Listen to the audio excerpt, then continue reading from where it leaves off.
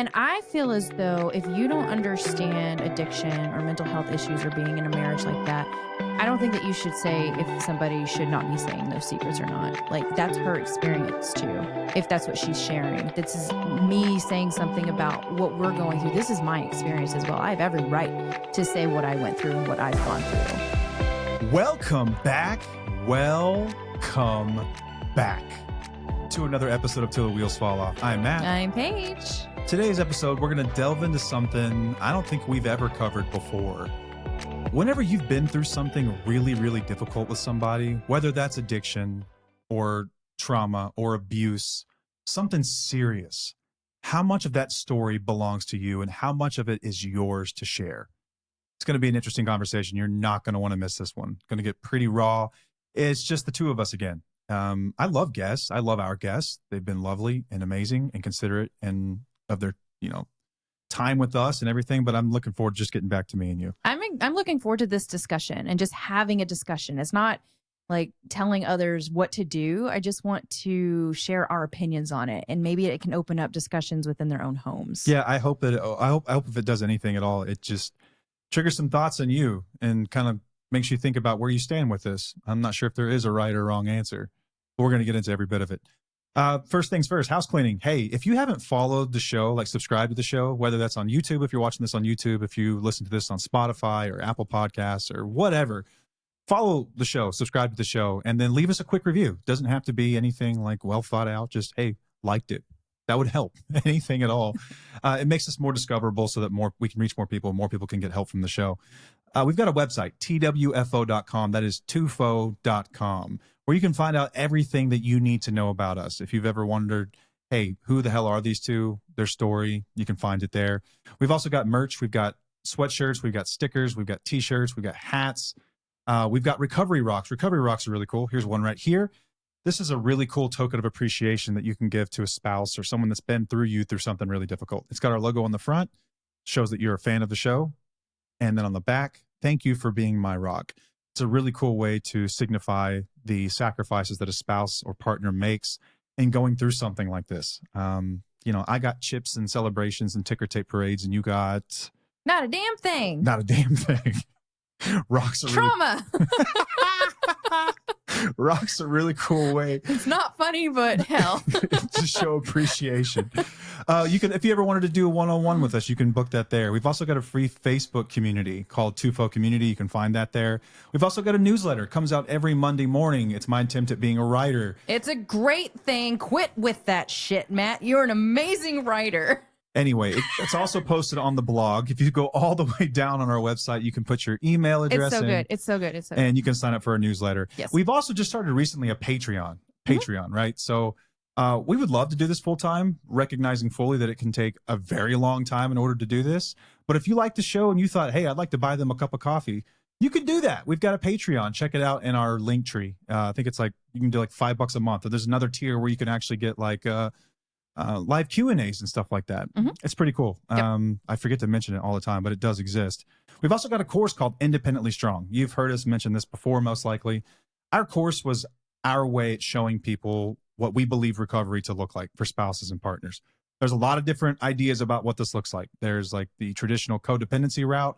We flew in the face of that. We got with a licensed therapist, Dr. Christopher Taylor, and we built a course using our own experience as well as his clinical expertise.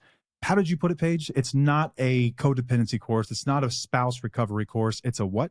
It's a help you learn to trust your instincts again course. Yeah, it's a rebuild yourself course. Yeah. It's a find yourself again course. And that's what it really does. It's not designed to help you leave a relationship. It's not designed to help you stay in one. It's designed to build you up to a point where you can make that decision on your own without having to wonder. And that has been our experience from everyone that's ever walked through it. With that course, you also get access to weekly meetings. Right now, we are still doing weekly meetings led by Paige or me, or sometimes both of us, Wednesday evening, 7 p.m. Central. And it's an awesome community. It's growth oriented. It is a place for you to feel validated. It's also a place for you to grow. That's what we hammer more than anything. We understand we've been through some really difficult stuff, but what are the tools that we can use to dig ourselves out of it? And that's what we do inside of that community. It's a really beautiful thing. We're incredibly proud of it. We'd love to have you part of it. You can get 75% off of that using the code WHEELIES, 75 at checkout. Again, that's WeLease75 at checkout. You can access that either on our website or going to independentlystrong.com. Last thing we've got is our wonderful sponsor, SoberLink. If you don't know what SoberLink is, it is the world's most high-tech breathalyzer device. And I was very reluctant to consider a breathalyzer as a sponsor or even talking about one because we didn't use one. And I've always said that we wouldn't promote something that we didn't use ourselves, but I would use it because I got to talking about what this product really does and the purposes that it serves. And I am a believer in it. Think of it as the world's most high-tech breathalyzer, right? It's very sleek. It's portable. It is wireless. It is sleek looking. It doesn't look like the kind you buy at Walgreens. It looks like a remote control or something like that. Like or like one of those like ear thermometers. Yeah. Like it looks like it's really, really, really nice. It's not something that you're going to walk around feeling like, oh, everyone's going to know what this is. But it's portable and it lets you test from anywhere. So whether that's at work, home, on the road, it doesn't matter. It has facial recognition technology so that you know who's blowing into that thing. It's like unlocking your phone, and it's to make sure that it's not being messed with. You can't have your buddy blow into it. You can't put an air hose up to it. You can't do any of these things. It is tamper proof, and they will know if you're tampering with it, right? They've got people on standby 24/7 that review the data. So it's not just going into some AI system and spitting out a result. There are actual humans that are looking at this stuff for manual review if anything's off. It's got built-in tamper protection as well. So if you do jack with it, you get alerted on that. Boom. I think the coolest thing is that they've got what's called like a sober network built into it. So if you wanted to set up like a spouse or your friends or your sponsor or your counselor or therapist, you can do that. And they get alerts anytime that you blow. And these are scheduled blows. They're not random. They're not trying to catch you off guard. And so that everyone can see in your circle that you are doing the deal. It's a really great way to rebuild trust in that way. That's the first use of it, is rebuilding trust. When I first got sober, there's nothing I wanted more than to have trust back. For a lot of people who have been like chronic relapsers, it's rather difficult. This is a great way to do it. Voluntarily say, hey, I'm signing up for SoberLink. I'm going to put you as a contact. That way they don't have to monitor your sobriety. They don't have to be the governor of your sobriety or the rule breaker. It's SoberLink that steps in and becomes that third party. It's really, really helpful. The other way this is really beneficial is in spousal separation agreements. And this is the way I think that we would use it if we ever came to this point. Yeah. Knowing and trusting that your children are going somewhere safe where there's a responsible and sober adult. It gives you that peace of mind. It is court admissible in all 50 states and in Canada and is trusted by over 200,000 people. It is the gold standard in court. If there was a custody agreement that I was part of, which I hope there never is, it would no doubt be a requirement. I can say that for sure. SoberLink has been an amazing sponsor of the show, supporter of the show, and they've given our listeners a $50 off coupon, but you got to go to soberlink.com/wheels to get it. Again, that's soberlink.com/wheels. And that concludes our announcements. Nah, I thought you were, I don't want to get a paper cut. Why would you do that? Get rid of the notes so I've got a clean slate over here. Okay. This is a really great topic. Yeah, we've been wanting to do this for about 3 weeks now because that's when it actually popped up out in public. Twitch's wife, Allison. Who's Twitch? For those that don't know. He was a dancer. He was really popular. I'd never heard of him personally whenever this all went down, but you knew exactly who he was. Yeah, I did. I remember when I found out what had happened, and it was sad. I was really sad about it. He took his own life. Yes, he did. But recently, his widow is releasing a memoir, and she found out that he had been privately battling drug addiction, and found some of his journals and stuff that had some traumatic experiences in it. From childhood and whatnot. Yeah. And I didn't really dig deep into exactly what the memoir was about. Haven't read it either. This is not what this episode was about. I just think that this opened up a really, really good conversation in our house based on what is our story to tell. What is our story to tell? I don't know if what she shared, I don't know if it's based on her story and her perspective, or if it's just based on what she found. I don't know. That's not what this is about, and that's not what we're going to get into. We're just going to get into when is it appropriate for a spouse to share the struggles of their partner's addiction. Yeah, I think that's the crux of it all. It's like, how much of this story belongs to you? Yeah. It's often something very taboo to talk about the intimate details of what you've gone through with somebody else. whether you were in an abusive home growing up, if you've been in an abusive marriage, if you've been physically abused by somebody or emotionally, doesn't really matter. Yeah. Or if you've been involved in a relationship where there's addiction, just something taboo. There's almost like this blanket of quiet, hush, don't talk that's put over survivors of this stuff. Yeah. And you're told to not divulge too much, but divulge enough so that people know it exists. And it's really tough to know what the line is. Right. Between how much of this is your story versus our private life or my private life. Right. Right. And that's what the conversation is really about. It's not a book review. It's not a book review. No. Where you stand on this? Reading it, what was your first feeling? Well, when I first thought about it, I was like, okay, well, it's her story. She should be able to say what she wants to say. Like we talk, people who are addicts or in addiction and they're sobering up and they're in recovery, they talk about their experience all the time. Like it's known. There are so many different social media platforms or social media accounts out there talking about their experience, but there's not very many on the spouse's side, like very little about the spouse's experience, because it's hard for us to talk about this shit. Plus, there are certain programs that tell us you're not supposed to talk about that because that's their experience and that's their story and that's their issues. You need to keep your mouth shut. So I have a lot of opinions on this because I'm one of the first people to actually speak up about this publicly in a different way that isn't based on codependency or enabling or my part in the situation. I'm more on the trauma side of it. I'm more of like, this is my experience and this is something that happened to me. This is my story. My mental health issues were caused by this situation. And mental health has been something that has been discussed a lot out in public too, right? Like we're supposed to destigmatize that and say, let's talk about it. Let's discuss it. So I spoke up and I discussed all these things because this needs to be addressed. It's okay for us to speak this stuff. If we're talking about addiction, we need to talk about the spouse's perspective of that side as well, not just the addiction. Yeah, everyone knows full and well that addiction affects not just the person struggling with a substance use disorder, but it affects everyone that they have in their lives. Like I've said before, like you just think about the average person, how many lives do they touch? It's like about 25 people. It's a lot. That you touch on average, and each of them has a story with you. Yeah. Do they all have to remain quiet until I say it's okay? Is kind of the question. The question that's really difficult, because I'll say with our experience, I didn't talk about it much early on. You know, it was complicated. It was difficult. I didn't know what you wanted to discuss. I didn't know what was supposed to be discussed. You were in AA. You know, that's something that they talk about. You know, it's anonymous. You can't talk about these shit things. Is anonymous. Like you don't talk about that. So I didn't really talk about my experience until later on. But you did an article with the Dallas Morning News. I did. Oh, you were a year sober, I believe. Like 24. You can probably still find it. Yeah, out you there. can. I've looked it up. It was a good article. Search my name, Dallas Morning News, and it'll pop up. It was you in front of Coyle Middle School. That's where I broke the leg. Yeah, where you broke your leg. Kickstarted this. Mm-hmm. So you had that, and I remember when you did it, I was like, this is really cool. We need to talk about this. This is important. You were afraid, though, that it would get leaked to somebody else that didn't need to see it. Yeah, my biggest fear was that my customers would find it. Right.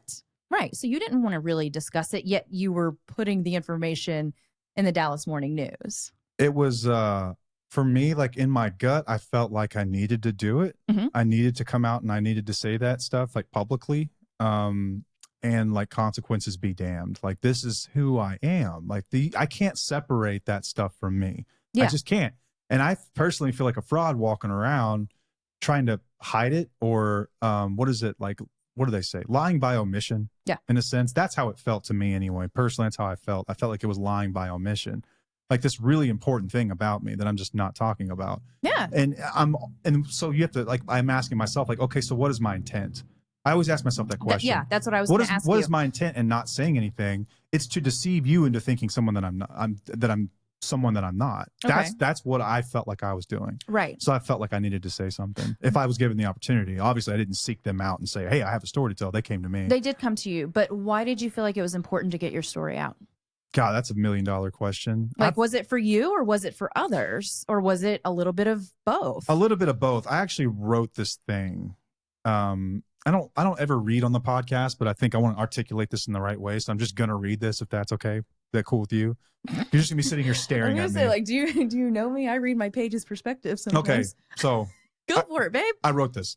When I got sober, one of the hardest things to face wasn't just the act of quitting. It was the realization that I was one of those people now.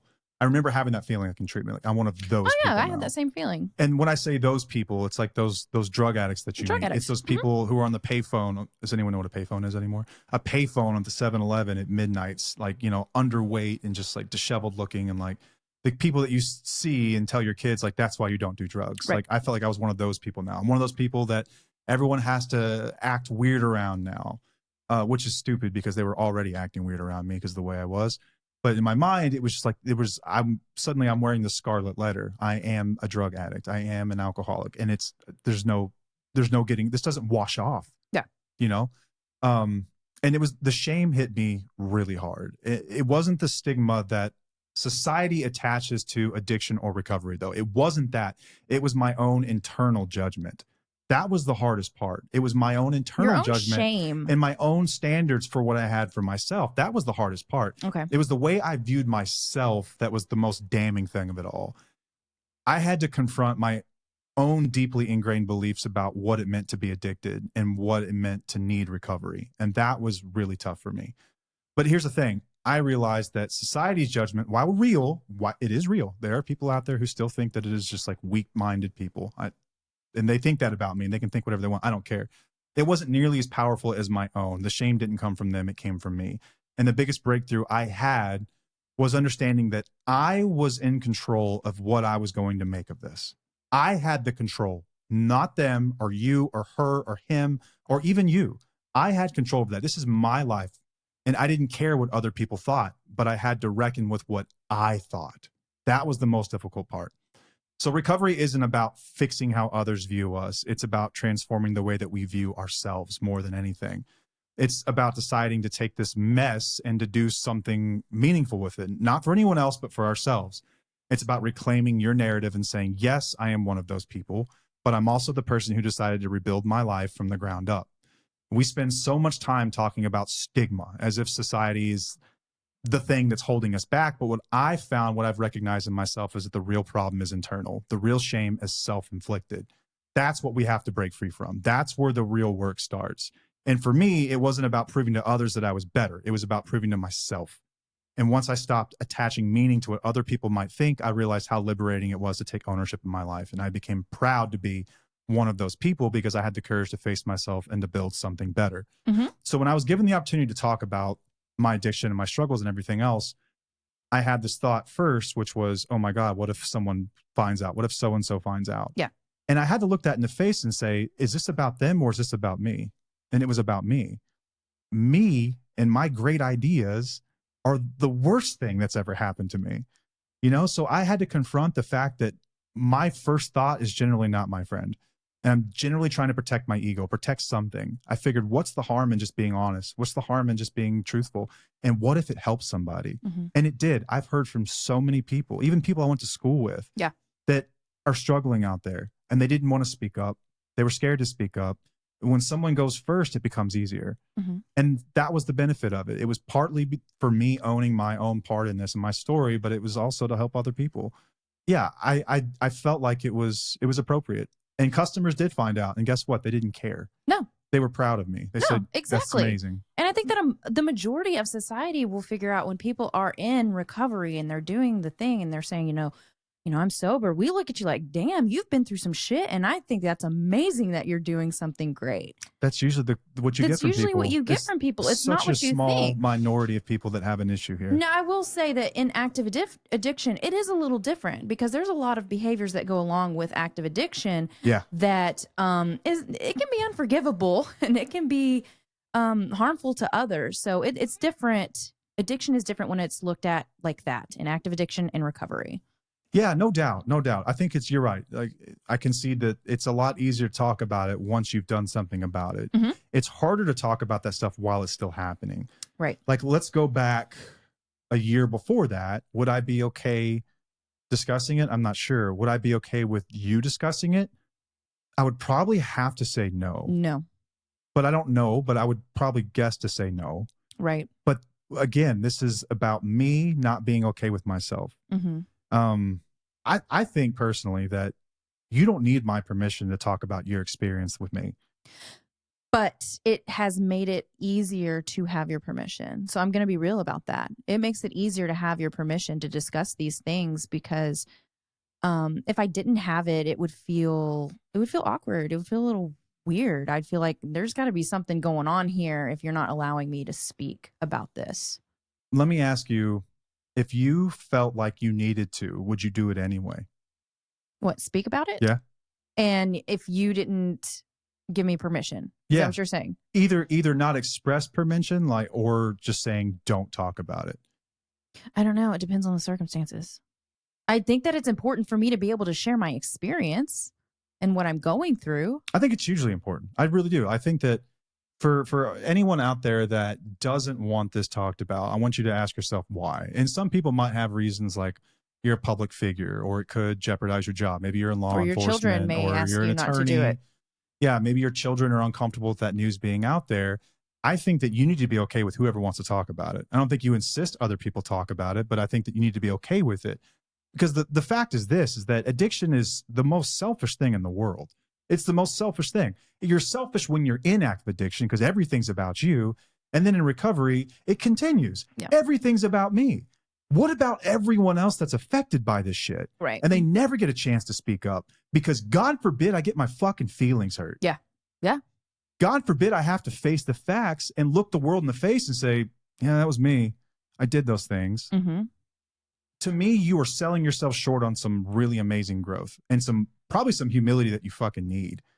Well, yeah. And I also believe that hiding the information and not talking about it is a form of enabling as well, because it isn't there a saying in you're only as sick as your secrets. Right. You're only as sick as your secrets. So as long as people keep quiet about it and hush hush, it's still going to continue the process. And it's a form of control. It is. You're right. And we're so big on destigmatizing things. Everything, every other post on Instagram is like, let's normalize this. Let's normalize that.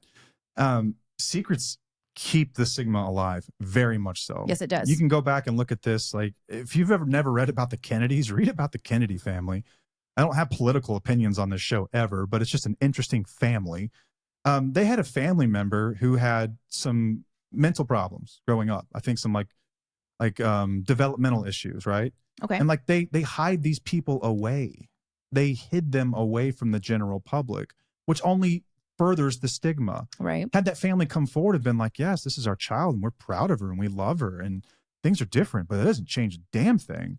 If you just throw it in the closet, it just keeps this stuff hidden from people. No one ever feels like it's okay it's acceptable because no one's ever saying that it is, especially people who have a prominent position and have the pull to make it cool or to make it something that people can accept. Yeah. You know, it's like you're keeping it stigmatized. The more you don't talk about it or allow other people to talk about it, it's never once. You've never, ever, ever hurt my feelings on this show or in any conversation that we've ever had. Really?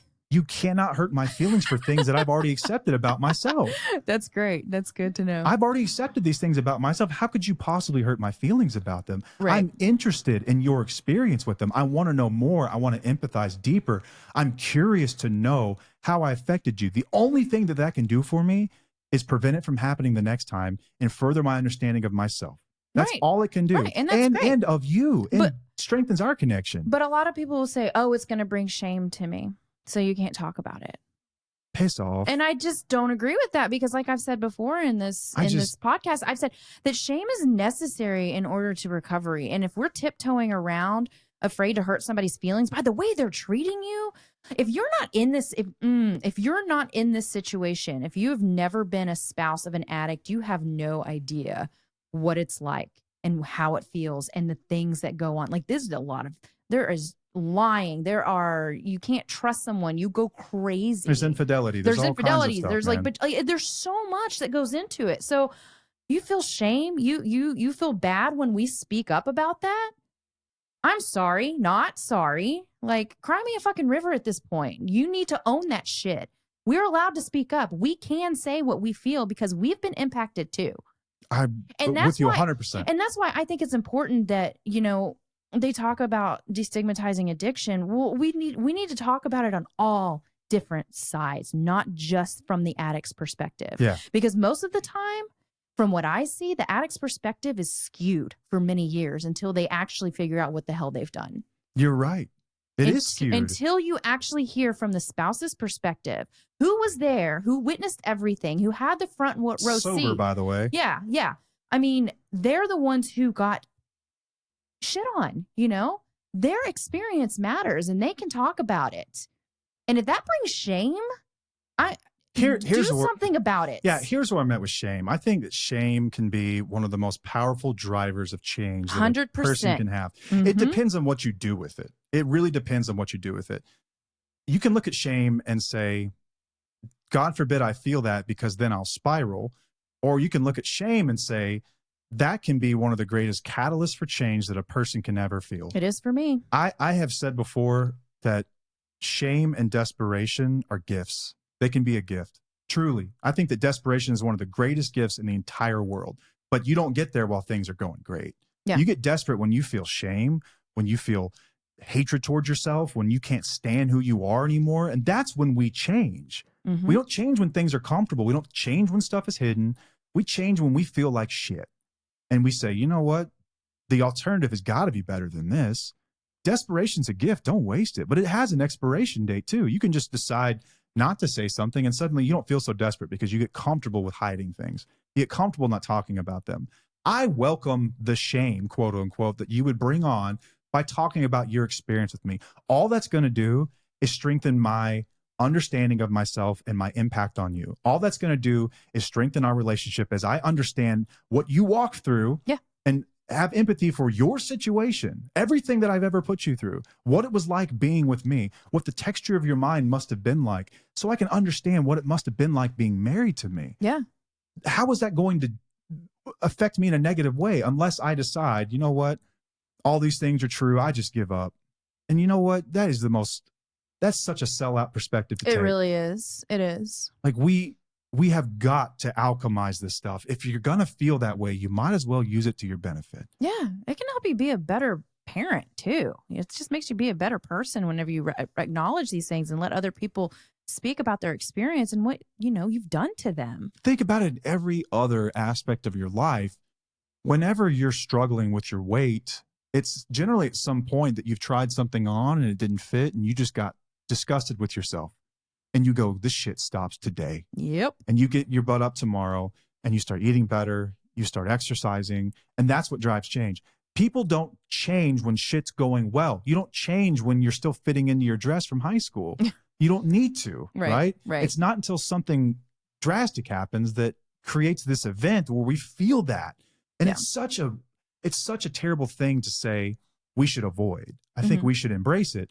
I don't want people to sit in it and believe all the lies they tell themselves, because your story is what you make of it. Like I mentioned earlier, the story is not nearly as important as the story you tell yourself about the story. That's what Dr. Porter discussed. Yeah. It's the story you tell yourself about the story. And it can be anything you want it to be. You get to own this however you want. Right. And for me personally, I never, ever, ever wanted a marriage or any kind of a relationship, especially our marriage, where you felt like you couldn't speak up. I think if I did, I've fucked up everything in life, just about everything. Whatever. The one thing that I got right, the only thing that I feel like I got right the first time was I allowed you to heal on your terms and on your time.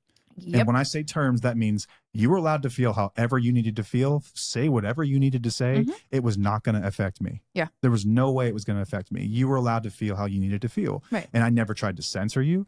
I never said you can say this, but don't say that. Keep this between us. This is a family secret. Nothing like that. Yeah. Nothing. Right. I don't understand it. If you are one of these people that feels like there's a good reason, I respect that. I am not here to convince you otherwise and go talking to everyone that you know about your innermost secrets in your life. I'm not. I'm truly not. This is just from my perspective. I cannot imagine a life where I could have done that. Right. But I think it's sad that with Allison, she got a lot of criticism, a lot of backlash from people just saying that she shouldn't be sharing family secrets like that. And I feel as though if you don't understand addiction or mental health issues or being in a marriage like that, I don't think that you should say if somebody should not be saying those secrets or not. Like, that's her experience too. If that's what she's sharing, this is me saying something about what we're going through. This is my experience as well. I have every right to say what I went through and what I've gone through, just like she has every right to say those things. I find that the strongest opinions about things like this generally come from people on the periphery who have never actually dealt with them. I agree. Who think they know things, but they really don't because they're not in it. If you read it in the book, you can miss me with that shit. Yeah. If you've been through it, I'm more willing to listen. Maybe it's unfair. I don't really care. But people with lived experience of this kind of stuff, they get it. It's usually the people on the periphery who have some kind of moral high ground or moral opinion about it that have never actually been through it, right? They're just like a what do they call that? Like a Monday morning quarterback. Like the day after the game, everyone's got an opinion on what should have been done. Well, you weren't there, right? You weren't in it. You don't know. You can say all this stuff. Do you want to talk about Annie's book? Sure, go for it. Okay, so Annie Parker, she is on Instagram at Annie the Safe Parent. Annie's got a book called "I Did Not Kill My Husband." I read this book, I think, over the summer, and then touched up on it again as we were preparing for this episode. We've actually gotten to know her a little bit, DM back and forth. She's incredibly sweet, awesome person. Annie's got a really interesting story. Annie had what I would call the worst case scenario story. Yeah. She lived a life with her husband. She's been very open about this. I'm not sharing anything that I haven't read publicly. He struggled with alcoholism for a very, very long time, to the point that she was suicidal. And this is something that no one really talks about. Nope. Is that being in a relationship like this will drive you to those dark places where you feel like taking my own life is something I would consider right now. Oh, yeah. I feel as low gets. I don't see a purpose, a reason for continuing on. And she talks openly about that. That's why it's I didn't kill my husband. I think the tagline is, but I almost killed myself. Her husband and her were on the outs for a very long time, very troublesome relationship as he's trying to get sober, dealing with all the stuff that goes on in active addiction, physical abuse to some degree. There was a lot of verbal abuse. There was a lot of abandonment. There was a lot of lying and deceit and all this stuff. And it just breaks the marriage. It fractures it. And at some point, she says that she had to make the decision that if she was at the point where she was considering taking her own life, her children needed to have at least one safe parent. If one of them was incredibly sick, she needed to do everything she could to give them at least one safe parent. But she also says that's not the whole truth. The other part of that is that she also did it because she fucking matters. Yeah. And because her desires and her needs and her wants in life matter. Her and her husband split up. And I think it was just a couple of months after they split up, he died. He drank himself to death. Heart attack by acute alcohol or prolonged chronic alcohol use or something like that.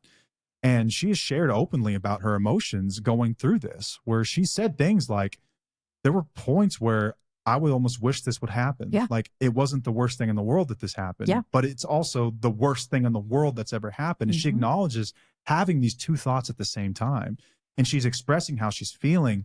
And the comments that she gets are some of the most vile and disgusting and disrespectful remarks from people. She says that her biggest supporters are people that are in recovery. Yep. That get it. That understand. Spouses that have been there. It's people who are either still drinking, people with a strong moral high ground who have never been there, or people who just like being assholes on the internet because the price of being an asshole on the internet is basically zero now. Yeah. It's just everyone is an asshole, it seems like. Yeah. And she catches so much shit, but I've always admired that she even says in her book, like, this is my life too. This is my story too. And who the hell are you to say that I can't talk about this stuff? People say to her, you're just shaming him, and how dare you? He didn't deserve that. He loved you. How dare you disrespect him? He's not here to defend himself. Live in that house. Live under that roof. You know? Yeah. You don't understand.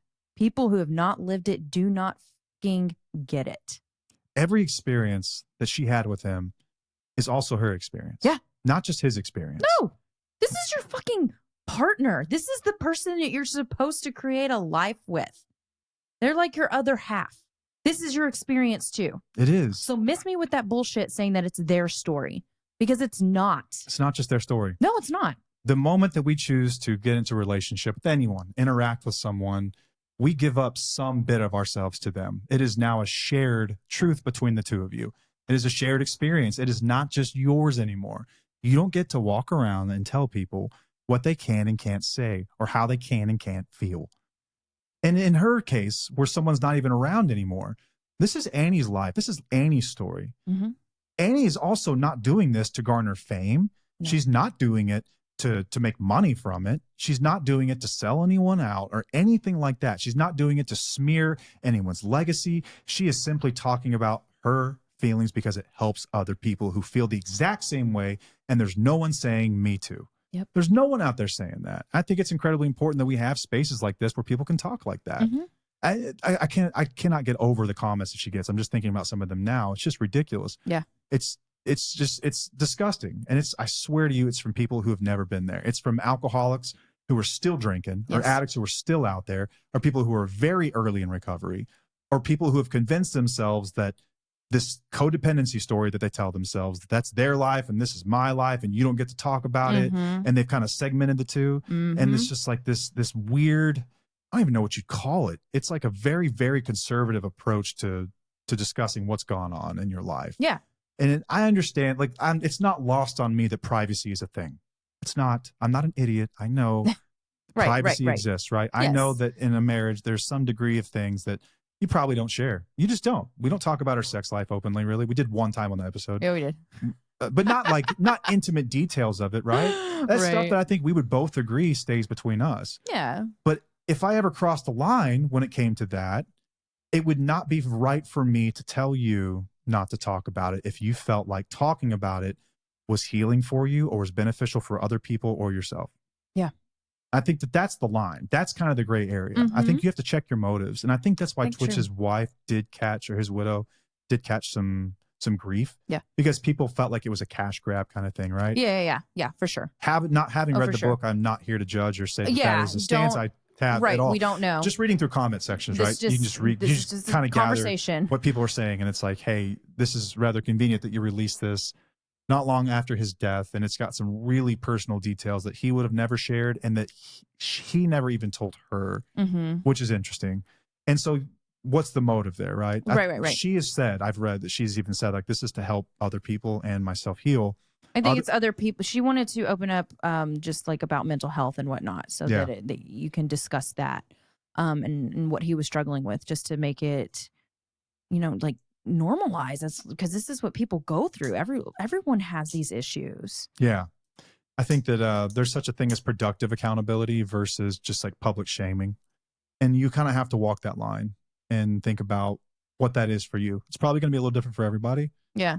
Depending on status and everything else. For us, it was irrelevant. Like, we're nobodies, so it doesn't really matter. I don't care. There's nothing you can say that would hurt my feelings. Right, but we do this to help others not feel alone, so that they can feel like, oh, there's somebody out there who feels the same way I do.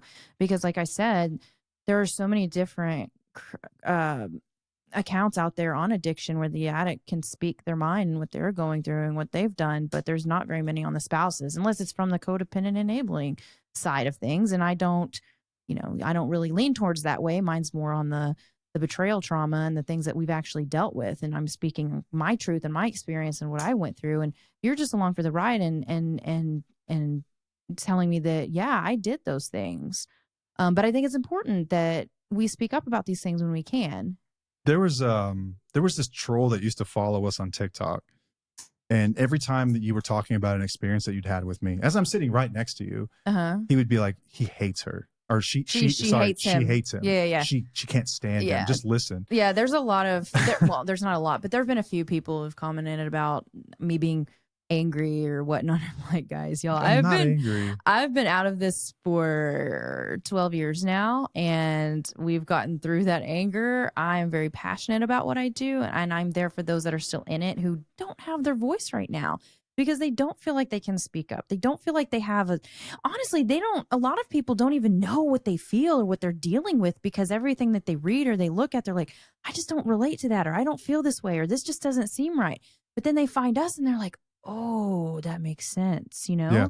Like, they finally feel like they're not alone. And that's a big deal, that we're speaking something that's not being discussed very much at all. That's why I really like Annie. Like, she's doing pretty much what we're doing, you know, from a different level, but still, Yeah. you know. Yeah, she's a voice out there for a lot of people that have nowhere else to go. Right. And then you've got this other group of people that says that's not your story to tell.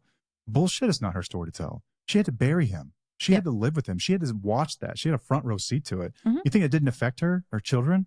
And she can't talk about it because he was an alcoholic? Yeah. Because he had a disease? That's why? You know, that's why. Yeah. And I think that's another piece of this is I think that when it comes to addiction in particular, or any type of mental health issue, we get the benefit of the doubt because it's medical. Therefore, your trauma, your pain is less severe than everyone else's because I have a disease. You know? Yeah. It's ridiculous. I reject that wholly and fully. I think that's bullshit. I think that's the crap that we tell people because we want to protect them early on and we don't want them to shame spiral. I know that everyone's got a different tolerance for shame, right? Right. I encourage everyone to do what I did with it. Once again, like one of the very few things I've ever gotten right in life is use it as fuel. Yes, I agree with it. Shame is so powerful. And I it's a very uncomfortable feeling, but we all need to feel it and just use it as fuel. Make change with it. Yeah. Not internalize it. This is like the radical acceptance of yourself, you know, and I don't think that you can really make anything of yourself or really get to know yourself until you've done that, until you've radically accepted everything that you've done. Yeah. And still able to look yourself in the mirror and say, I like you. I like you. Yeah. And at the end of the day, that's what you have to be able to do. Some people just find it rather difficult after they've done stuff. They have to look it in the face, and it is what it is. You can sit there and deny it. You can keep it in the dark. You can keep it secret, but it's not really doing anything. It just increases the stigma.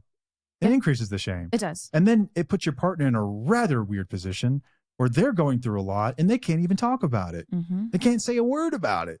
Yeah. So I was looking at classic stories of people that have gone through something like this. I was like, I know I've read about them, but I can't really remember.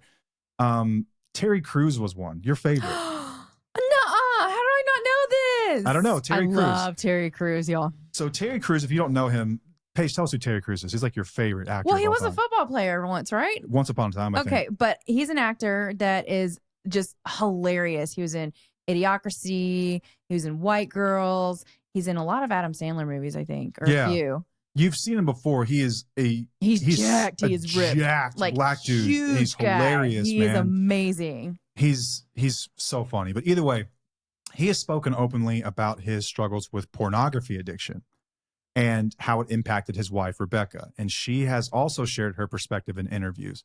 But I like their approach. It's very similar to what we do. It's mutual accountability and transparency. Okay. We talk about it together. But even if you did want to talk about it yourself, if you wanted to write a book, I would have no issue with that. None. I should be able to do it without you having an issue or not anyway, because it's my experience. Yeah. Someone else who caught a lot of hell, and I haven't read this book, and it's on my list of books to read, is Jeanette Walls. There's a book called The Glass Castle. Okay. It's about her life of growing up with neglectful and abusive parents. And she wrote it in probably the most eloquent way that you can without just outright slandering a family. It was about her experience with them. So rather than like dragging them through the mud or anything else, she just focused on her experience and what that did to her and what that was like. Okay. And even if they did read it, like, you have to own that. It is what it is. Like, this is what happened to her, you know? How can you share your experience without condemning people? I think if there's actual abuse and pain and things like that. Do you know what I think that there's a way to write it. Or share it. Without having read this is how I would go about it, right? I had some things happen to me when I was growing up, not too dissimilar than this. And I would say, you ever heard that old saying, like, if you truly understood somebody, there's no way that you could actually hate them or be mad at them? Yeah, you've told me this. If you could live their life over, there's no way that you could actually hate them. Having understood why they made the decisions they made, why they did the things they did. Okay. You could never hate them for it. Right. And I think you have to approach it with that if you're not going to condemn somebody. So if you're writing a story like this, it's like, I can only imagine what the person that did this to me, what their life was like growing up. I cannot imagine how painful that's just having some and empathy difficult for people. that was. And that's what it is. Because hurt people. Exactly. I think you just have to say that before you just say, this son of a bitch. did. I mean, but I call you an active asshole when you were an active asshole. So doesn't hurt my feelings. okay, well, I'm I'm asking for my own. I think anyway, that's how you would do it. Is you would approach it from the standpoint of understanding, but also acknowledging the pain that was caused. Okay, so it's two thoughts at once, basically. Exactly. Like you read between the lines. It does not. It does not paint them as this intentionally like horrible person that could not wait to get up in the morning and just kick your ass. Right. This is a very hurt person that's got a lot of things going on they've never dealt with, and they hurt me too. Right. That's this different. It's the same it's and still, different. but it's like I understand it, but I'm not tolerating that. It still hurts. Like two different things too. Yeah, but again, I think that silence perpetuates shame. It perpetuates stigma and generational trauma. The longer the stuff that goes undiscussed, the more it just hangs out. Yeah, that's true. And gets perpetuated. Mm-hmm. This shit stops when you say it stops, when you come out with it and you own it. That's my take on it. And that's been my experience with it. Yeah. Can we talk about how it can be used as a form of control? Yeah, let's do that. I mean, I think from even, let's just say that you're with somebody who is in active addiction and they don't want you to speak. Of course, they don't want you to speak because then it would make them, you'd have to hold them accountable to some extent because then you're talking about what's really going on behind closed doors and it's going to piss them off. But it's still your experience. You should be able to discuss these things no matter what, no matter how they're feeling, but it is a form of control. But also people in, that may be in social media or whatnot telling you not to speak about it. It's almost a form of control too, because it's like, why are you airing out these secrets? Like you should not be talking about something that is not, that's not, I don't know. I can't think of the word what I'm thinking of. Oh, remember that thing we said we were going to do? What? Anytime on the show from now on, whenever we can't remember a word, we're just going to say. Oh, I don't remember the English version of that. Yeah. Is that what it was? I don't remember how to pronounce it in English. I don't remember how to pronounce that in English. That way it sounds like we know multiple languages and we sound smarter. That's our new bit. Okay, so I don't know. You don't remember the English word. It's okay. No, I don't remember the English word. But what do you feel, how do you feel that it can be used as a form of control when we're asked to silence our partners? I think that anytime you try to control somebody's narrative, that is a form of control. Anytime you try to influence someone's narrative, that is a form of control. It is control of perception. It is control of their memories. Ooh. It is control of their emotional experience around whatever happened. Yeah. This is what I think anyway. I think that like that first one, you're controlling the perception is possibly the biggest one. If I don't allow you to speak about me truly, in your truth, in however you decide to speak about me based on your experience, your real life lived experience. Yeah. What I'm really saying is I need to keep my fake reputation intact and you're fucking with it anytime that you speak up. Yeah. So it's the perception that not only the world has of me, that I have of myself in the world. So it's a form of control in that aspect. It's also a form of control when it comes to your memories of this thing. The longer that we go on internally telling a story, that story can change with influence from other people. I tell you the story about the story as I remember it, don't allow you to talk about it.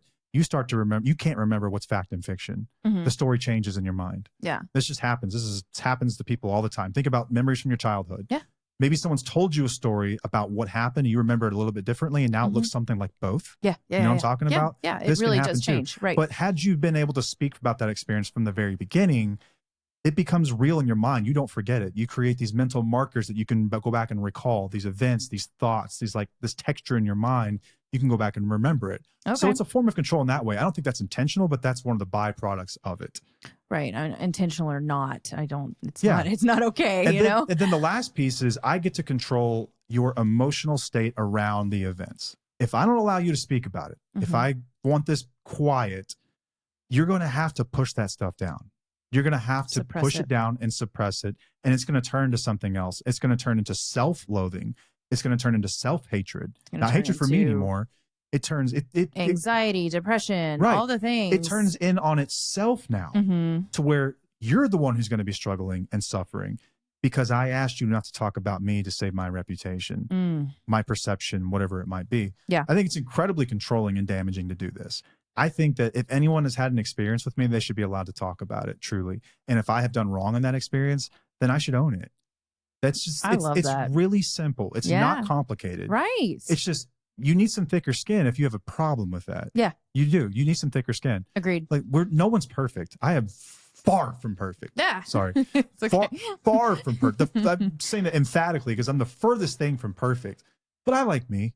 I do my best. I try really hard to correct the wrongs of my past and to make sure that I give people a better version of me every single day moving forward. Yeah. What more can you ask of someone that's ever made a mistake? Right. If there's a group out there that says you screw up once and that's it, fuck that. Fuck them. I don't like that one damn bit. So you mean you get one chance at being perfect and the moment you screw up, you're just no good to anybody? Right. Says who? Where's the rule book? Show me that. Where's that rule? I don't want to hear that shit. That's bull. Yeah. I hate that. Mm-hmm. So what's the harm in allowing people to speak? It's really about how you view yourself. Mm-hmm. What you're saying is that my fragile self-esteem is more important than you and anything that you might suffer because of what I've done. Remember, we're here because of what I did. Right. Let's not forget that. Right. Right. You know? Yeah. Yeah, for sure. It's just, it's a terrible thing that I see happen all the time. And it is an interesting question though, is how much of this is yours? How much of this is mine? How much of this is shared? How much of this should we agree to talk about? I handled it really simply, I think. I didn't think too hard about it at all. I didn't. Also, acknowledging the fact that I am not a public figure. I do not hold a public office. I don't have any of these things. Yeah. But if I did, I don't think I would do anything differently. Yeah. I wouldn't, because then I'm operating under false pretenses. And I never want to do that. I'm never getting elected for anything, and I'm okay with that. Yeah, that's not happening. No one would elect me. Go back and listen to 100 episodes of this shit and put that out there on a campaign ad. Listen to this guy. This is who you want representing you. Yeah, you're right. I probably don't need to be representing like, a county or something or anyone in office. And that's okay. Right. That's okay. Right. But I think it's your experience to share. Do you feel like people should speak up? I do. I feel like not enough people are speaking up about it. Like I said, there's so much out there on the addict's point of view, but there's not much on our point of view and what we're experiencing and what we've gone through.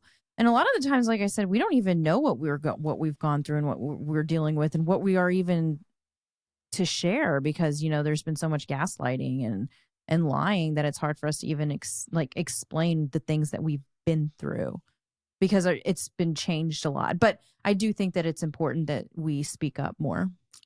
Okay, now let me ask you this. Do you think that details matter? What do you mean by details? Let's say anyone can speak, I think, pretty generally about an experience with somebody. Mm-hmm. And you can say that, my husband at one time lied. My husband at one time would try to convince me that something had happened when it didn't really. We had some issues with money. Or you could say, my husband lied to me every day about everything. He would lie to my face. He would try to convince me that he hadn't just visited a drug dealer's house. He would hide pills from me. He would drink. He had multiple bottles hidden around the house, where he had one in the garage and he had one under the bar, and then one on top of the bar that was like the show bottle. On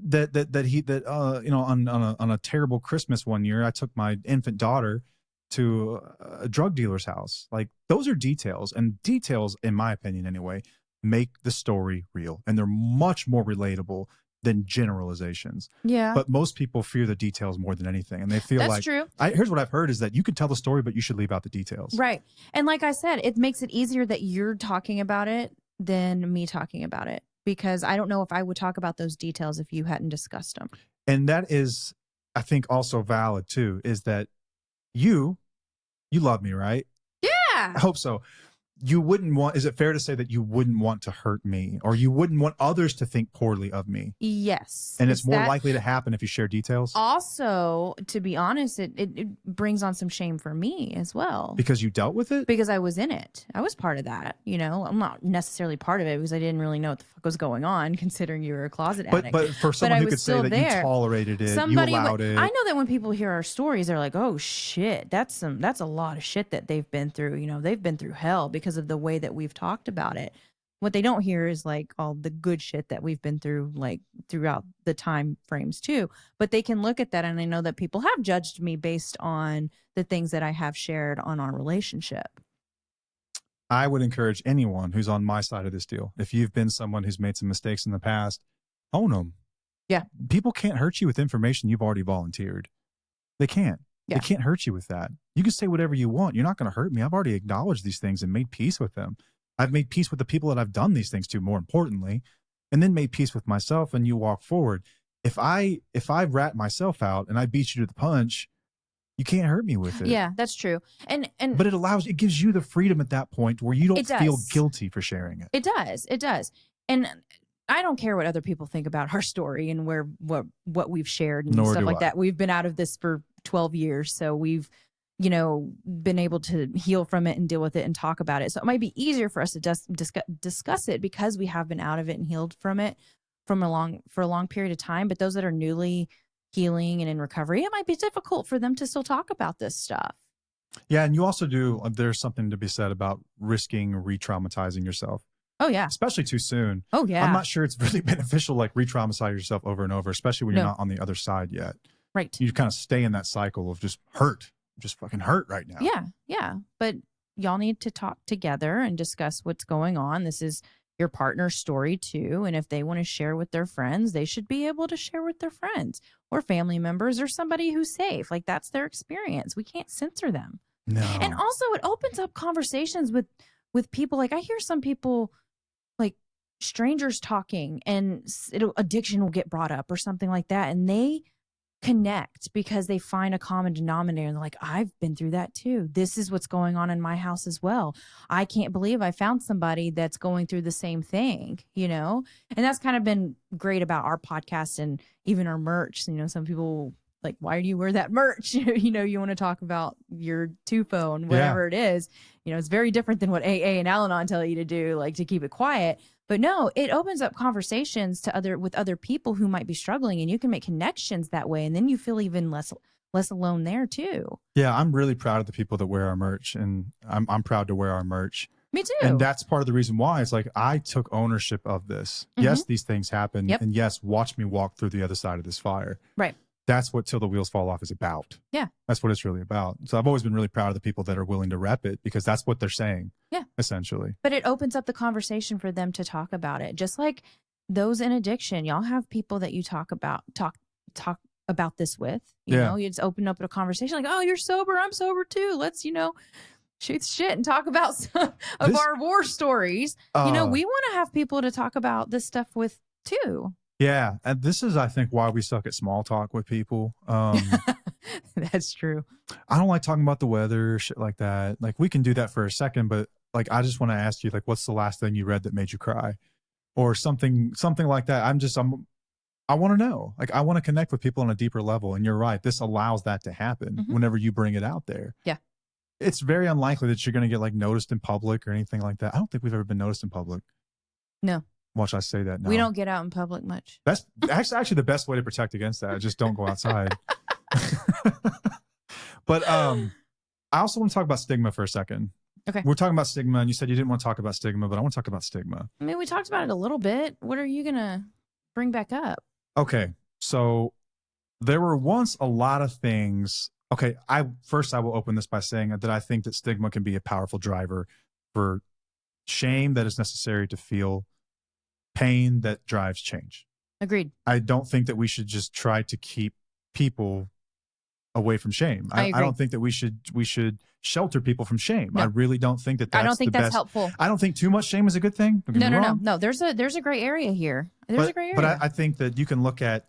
So I went back and researched, like, what are various different movements over the years that have been destigmatized, and have we gone too far? Like, okay. And when I say gone too far, it's not just my opinion. It's like, this is the pendulum of life, right? Yeah, and society. Things in society are generally on one extreme, and then we recognize something was wrong with it, and so we pivot to the other extreme, very rarely ever finding a middle ground. Yeah, I don't think that it ever happens. Maybe like within your own home occasionally, but that's it. As a society, no. I think that there might be some like sweet spot periods of time in life where we find that, but generally it's just not. Okay, so the first one, since we're talking about addiction as a disease, framing addiction as a disease rather than a moral failure encouraged people to seek treatment and to stop hiding the problem they were having. But the potential overcorrection here, and I would argue to some degree that this has led to overemphasizing compassion for people who struggle with addiction at the expense of accountability enabling behaviors, neglecting the harm that was done to others as Right. well. Right. I think that the more that we coddle people, just in general, the less they'll feel shame and the less they'll understand like that their behaviors impact people and they need to change. It's like, poor thing, you're addicted. Now get your shit together. I'm here for you, but you got to get your shit together. Right. It's no different with my mental health. Exactly. With my no anxiety. different. Mental health was the next one. Yeah, with my anxiety and depression. It's like, okay, yeah, I know you're struggling. I'm sorry. I know I had a big part in this, but what are we going to do about it? And that's the power that we have to get in. Like, I had some shame there. I'm like, oh, I'm not a good mom. I'm not being a good mom to my kids for this. It's not an excuse. That's why when people talk about mental health and it's like, oh, we need to normalize discussing mental health. What we need to normalize is getting treatment for it and actually changing and being and using it, that shame that we feel, as fuel to get better and not just sitting in that stuff and those mental illnesses that we have. Majority of them are treatable. They're treatable. Yeah. We are like proof that this is treatable. It's Addiction, treatable. anxiety, depression. Well, severe anxiety. Anxiety is a normal emotion. But if you have general anxiety disorder like I had, or panic disorder, there's a way to treat that. And I'm not just talking with medication. Like, you can actually rewire your brain and change your behaviors to become a better person and who you want to be. You can. So we went too far to where it's like, okay, you have an addiction, you have this mental health, you have or these mental illnesses. So we're going to just show you more compassion. More compassion. And more compassion. But what you really need is a little bit of tough love, but not in a bad way, right? Yeah. Like, some people look at tough love as being a bad thing, but it's really not the way that we do tough love. That's the setting boundaries. That's the like, I can't do this with you if you're not going to get help. Like, that's me saying that I will support you in recovery, but not in active addiction. Like, that's tough love. That's important. It is. And that's love for you and getting better. Yeah. Other examples of this have been mental health in general. Mental health has been another one where at one time, anyone who had struggles with mental health. That's what I just said. Well, okay.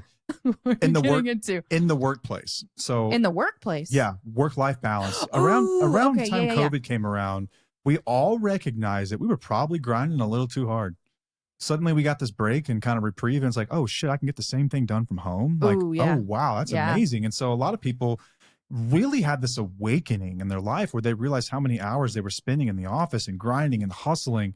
And I would say that hustle culture had probably gone a little too far. Mm-hmm. David Goggins would disagree with me, but it probably gone a little too far because we were prioritizing hustle over our own well-being. I posted about hustle today.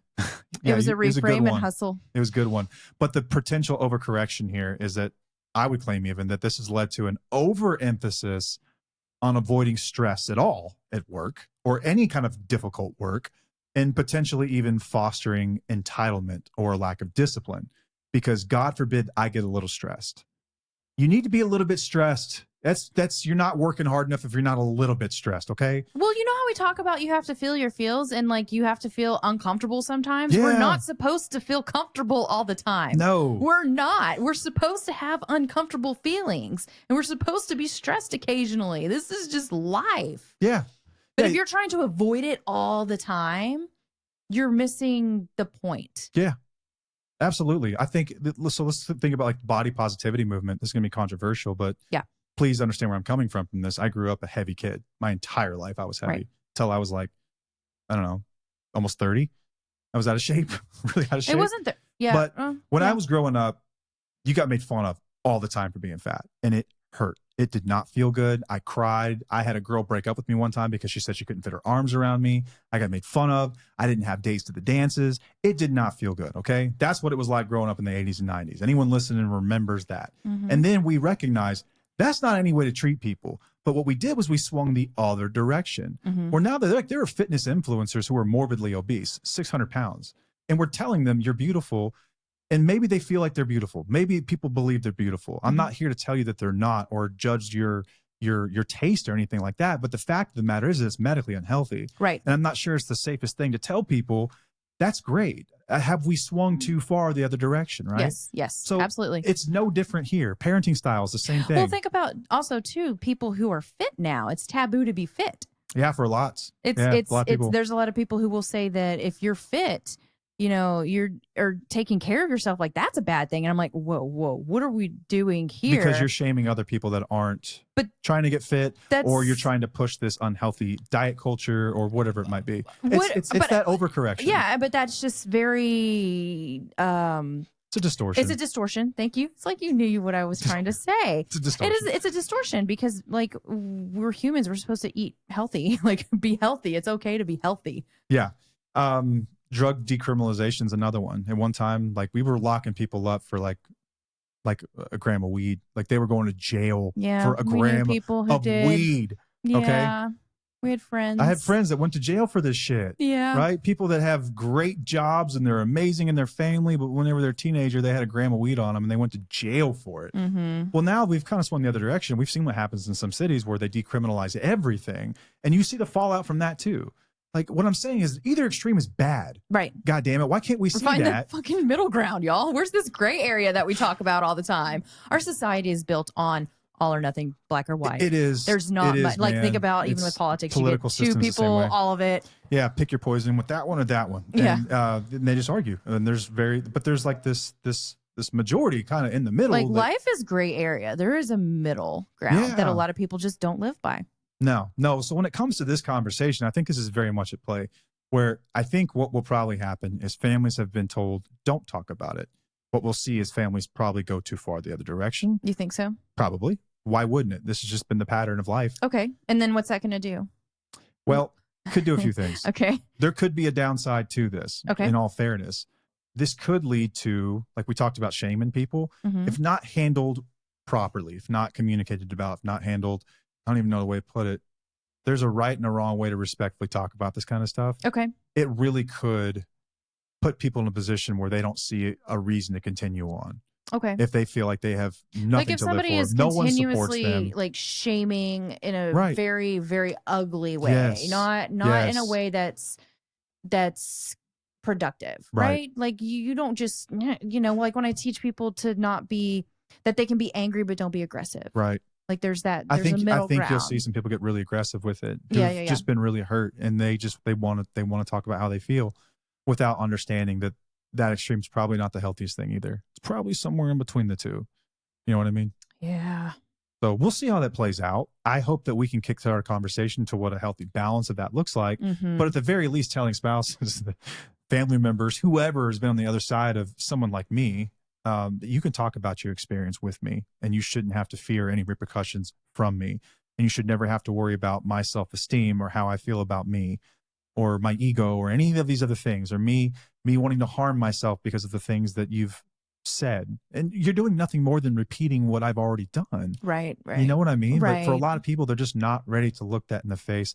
I think you just kind of have to recognize who is and who isn't. Yeah, and this is that's important. This is also why I think that groups like ours and movements like ours and a community of wheelies that are literally flying across the world to meet with each other is so important, because in cases where you can't talk about it publicly and you don't have a place to really voice this kind of stuff, there's nothing more comforting than having a small group of people or one person that you can talk to this stuff about.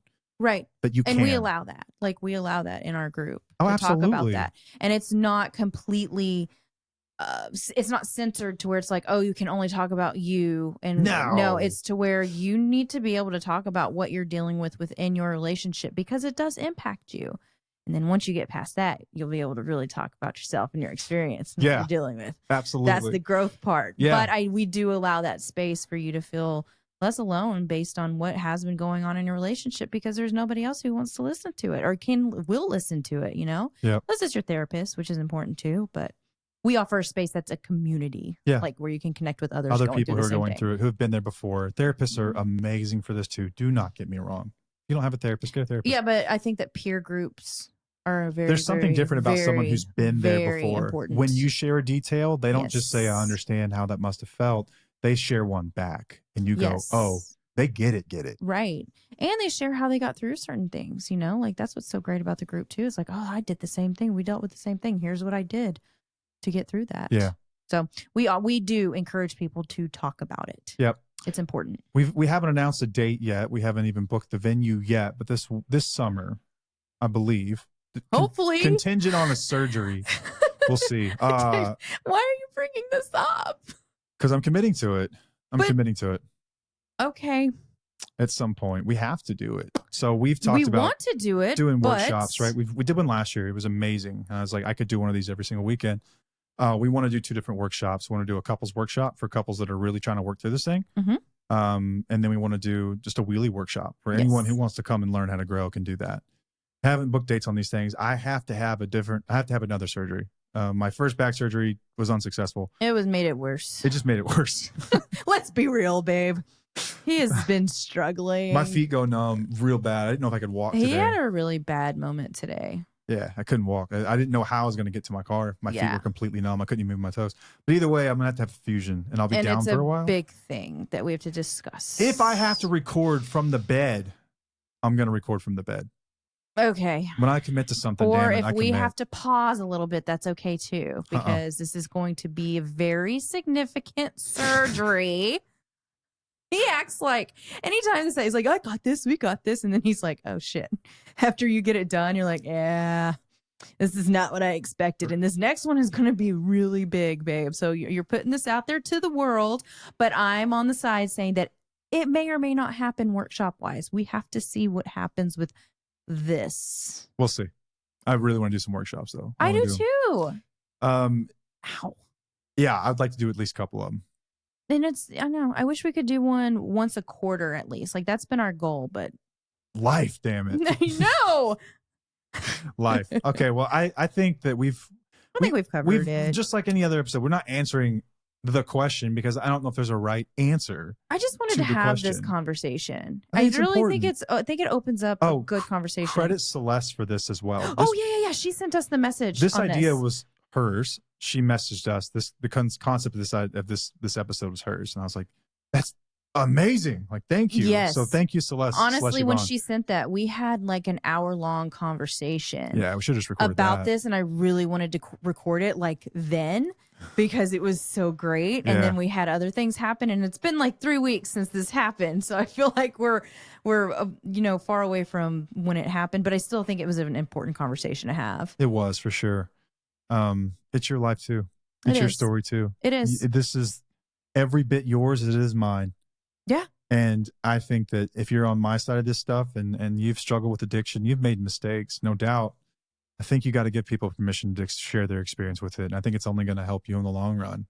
I believe that wholeheartedly. And I say that with full confidence that it's only going to help you in the long run. You're not doing anything except for you're just hiding from the truth at that point. You're protecting your ego. Which has gotten you in trouble. It probably needs to be kicked down a little bit. Yeah. It's not going to hurt anything. But yeah, I'm grateful that you have been able to give spouses a voice and allow them to really speak up and own what they've been through and own their trauma and discuss this stuff in real life and discuss it out loud and recover out loud. Yes. Heal out loud is a big deal. Yeah. So I think that everyone owes that to you here, truly. Well, I couldn't have done it without you, though. Unfortunately, or fortunately. Yeah. Okay. That's all we've got on this one. Thank you so much for listening. Cannot wait to get back at this next week. Until next time, I'm Matt. I'm Paige. And we'll see you. Bye.